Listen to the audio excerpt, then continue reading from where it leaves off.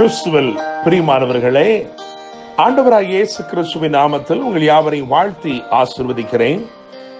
இந்த நாளுக்கென்று தேவன் நமக்கு அருளி இருக்கும் ஜீவ வார்த்தை என்னாகமத்தின் புஸ்தகம் 11ஆம் அதிகாரம் 23வது வசனத்தில் இருக்கிறது.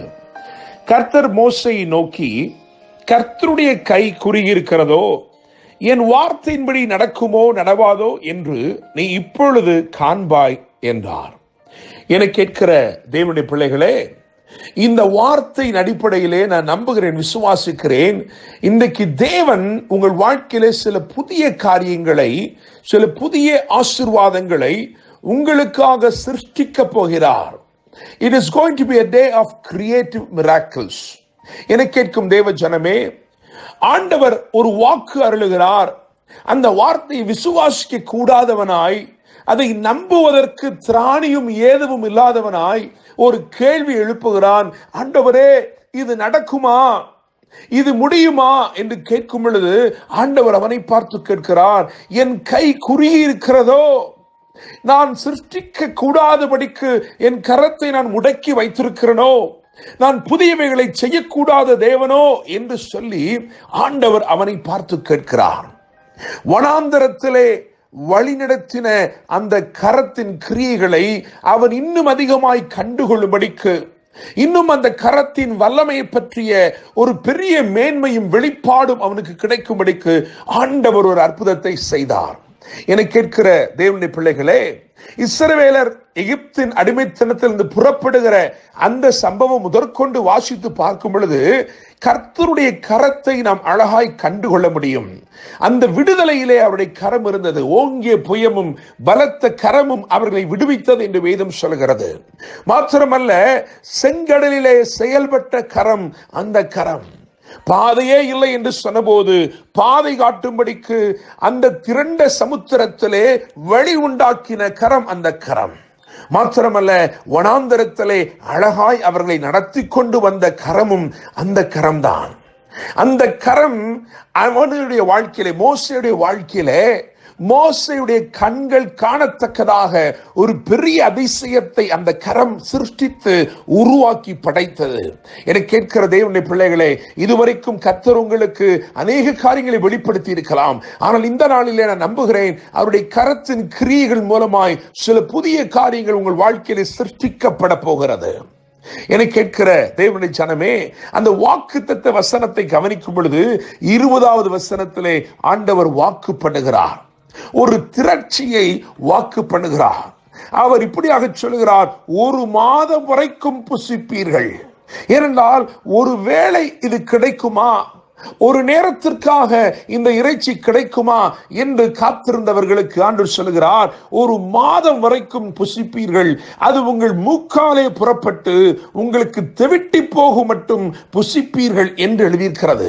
ஒரு திரட்சியை பார்த்து, ஒரு சம்பூரணத்தை பார்த்து, அல்லது தேவைக்கும் மிஞ்சின ஒன்றை குறித்து தேவன் மோசேயிடத்திலே பேசுகிறார்.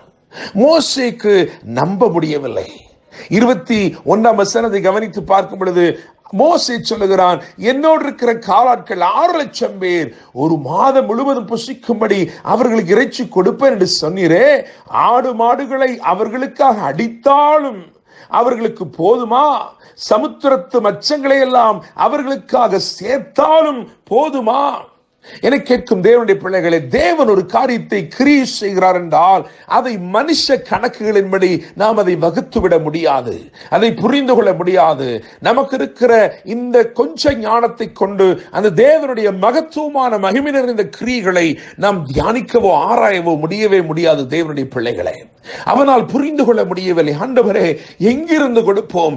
எங்களோடு இருக்கிற இந்த காலாட்கள் திருப்தி அடைய வேண்டும் என்று சொன்னால் இருக்கிற ஆடுமாடுகளெல்லாம் அடித்தாலும் போதவே போதாது, அடித்தாலும் போதாது, கடல் மச்சங்களை பிடித்தாலும் போதாது என்று சொல்லுகிறவனை பார்த்து ஆண்டவர் சொல்லுகிறார், நீ அடிக்கவும் வேண்டாம், பிடிக்கவும் வேண்டாம், நான் புதிய காரியத்தை செய்ய போகிறேன். என் கரம் குறுகி இருக்கவில்லை, என் கரம் இன்றைக்கும் அற்புதத்தை செய்கிறது, என் கரம் சிருஷ்டிப்பின் அதிகாரம் படைத்தது என்று சொல்லி கர்த்தர் ஒரு புதிய காரியத்தை செய்தார். அவர் சமுத்திரத்தில் இருந்து தம்முடைய சுவாச காற்றை அனுப்பி காடைகளை புதிதாய் சிருஷ்டித்து புதிதாய் சிருஷ்டித்து அதை கொண்டு வந்து தம்முடைய ஜனத்திற்கு அருளினார். என கேட்கிற தேவனுடைய பிள்ளைகளே, காட்டிலிருந்து கொடுத்த ஒருவேளை காடைகளை கொடுத்திருந்தால் அது பழைய காடைகளாய் இருந்திருக்கும். ஆனால் கர்த்தர் தம்முடைய ஜனத்திற்கு புதியவைகளை சிருஷ்டித்து தம்முடைய வல்லமை வெளிப்படுத்தி எப்படி சமுத்திர ஜலத்திலிருந்து, அதாவது ஜலத்திலிருந்து பறவைகளை சிருஷ்டித்தாரோ அதே போல ஜலத்திலிருந்தே இந்த சமுத்திரத்திலிருந்தே இந்த காடைகளை சிருஷ்டித்து அதை அப்படியே அனுப்புகிறார். 31ஆம் வசனத்தை கவனித்து பார்க்கும் பொழுது அங்கே எழுதியிருக்கிறது, அந்த காடைகள் எல்லாம் கடந்து வந்து அது தரையிலே 2 முழ உயரம் விழுந்து கிடக்க செய்தது என்று தமிழ் வேதாகம் எழுதியிருக்கிறது. ஆனால் மூல மொழிபெயர்ப்பு என்ன சொல்கிறது என்றால் 2 முழ உயரத்திற்கு அவைகளை பறக்கும்படி தேவன் செய்தார். என கேட்கிற தேவனுடைய பிள்ளைகளே, தேவன் செத்து போனதை உனக்கு தருகிறவர் அல்ல, ஏதோ விழுந்து கிடக்கிறதை தேவன் தருகிறவர் அல்ல. அவர் சிருஷ்டித்த புதியதை சிருஷ்டித்து அது நீ எட்டும் உயரத்திலே அதை பறக்கும்படி செய்து உனக்கு உன் கூடாரத்தின் அருகிலேயே உன் பாளையத்தின் அருகிலே அதை பறக்கும்படி செய்து 2 முழ உயரத்தில் ஒரு சிறுபிள்ளை போனாலும் எளிதாக எடுக்கக்கூடிய அளவுக்கு அதை பறக்கும்படி செய்து அதை தம்முடைய ஜனத்துக்கு கொடுத்தார், திருப்தி செய்தார். அவர்களுக்கு தெவிட்டி போகும் அளவுக்கும் அவர்கள் திருப்தி அடைந்தார்கள். என கேட்கிற தேவனுடைய பிள்ளைகளே, இவைகளெல்லாம் சொல்லும் பொழுது ஒரு காரியத்தை கவனிக்கிறேன். அசட்டை பண்ணினவர்களின் அபேட்சையை கேட்கப்படுமானால் தேவனில் அன்பு கூறுகிற உங்களுடைய அபேட்சை எவ்வளவு அதிகமாய் கேட்கப்படும். இதெல்லாம் அசட்டை பண்ணின ஜனங்கள், அவர் தந்தவைகளை அற்பமாய் எண்ணினவர்கள், அவர்களுடைய ஜெபமே கேட்கப்படும் என்றால் உங்களுடைய ஜெபம் எவ்வளவு அதிகமாய் கேட்கப்படும். நான் நம்புகிறேன், விசுவாசிக்கிறேன். இன்று உங்களுக்காக ஏதோ ஒன்றை அவர் சிருஷ்டிக்க போகிறார். இதுவரைக்கும் இல்லாத ஏதோ ஒன்றை புதிதாய் கொண்டு வந்து உங்களுக்கு அதை அருளி உங்களை திருப்தி செய்ய போகிறார்.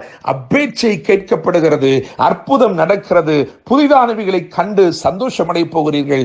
கர்த்தர் தாமே இந்த வார்த்தைகள் மூலமாய் உங்களை ஆசீர்வதிப்பாராக. கர்த்தர் மோசேயை நோக்கி, கர்த்தருடைய கை குறுகி இருக்கிறதோ, என் வார்த்தையின்படி நடக்குமோ நடவாதோ என்று நீ இப்பொழுது காண்பாய் என்றார். அவன் கண்டு கழி கொண்டான். கர்த்தர் தாமே உங்களை ஆசீர்வதிப்பாராக. என்றும் அன்புடன் pastor Daniel Moses. God bless you.